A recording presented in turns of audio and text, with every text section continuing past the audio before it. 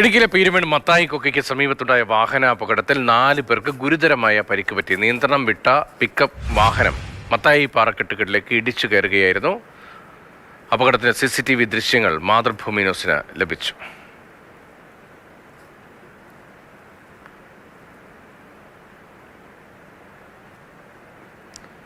പാറക്കെട്ടിൽ വാഹനം ഇടിച്ചു കയറിയാണ് അപകടമുണ്ടായത്. നിതിൻ തോമസ് നമുക്കൊപ്പമുണ്ട്. നിതിൻ, ഈ ആളുകളുടെ പരിക്ക് എങ്ങനെയാണ്?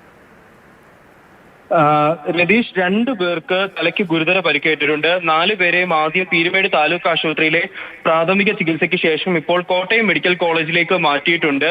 അപകടത്തിൽപ്പെട്ടത് മുണ്ടക്കയം പുഞ്ചവയൽ സ്വദേശികളായ സുധീർ, ബിനോയ്, ദിനു, ബാബു എന്നിവരാണ് വാഹനത്തിലുണ്ടായിരുന്നത്. ഇവരിൽ ദിനുവിനും ബിനോയ്ക്കുമാണ് തലയ്ക്ക് ഗുരുതര പരിക്കേറ്റിരിക്കുന്നത്.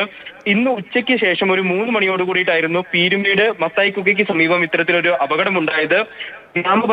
പീരുമേട് ഗ്രാമപഞ്ചായത്തിന്റെ വികസന സദസ്സിന് പന്തലിടാൻ സാധനങ്ങളുമായി വന്ന പിക്കപ്പ് വാഹനമാണ് അപകടത്തിൽപ്പെട്ടത്. നിയന്ത്രണം വിട്ട പിക്കപ്പ് വാഹനം മത്തായി പാറക്കെട്ടുകളിലേക്ക് ഇടിച്ചു കയറുകയായിരുന്നു. ഡ്രൈവർ ഉറങ്ങിപ്പോയതാവാം അപകട കാരണം എന്നാണ് ഇപ്പോൾ പ്രാഥമികമായിട്ടൊരു നിഗമനമുള്ളത്. അതിൽ മുണ്ടക്കയം പുഞ്ചവയൽ കേന്ദ്രമായി പ്രവർത്തിക്കുന്ന സാന്ത്വനം പന്തൽ നിർമ്മാണ കമ്പനിയുടെ ഉടമസ്ഥതയിലുള്ള വാഹനമാണ് അപകടത്തിൽപ്പെട്ടത്.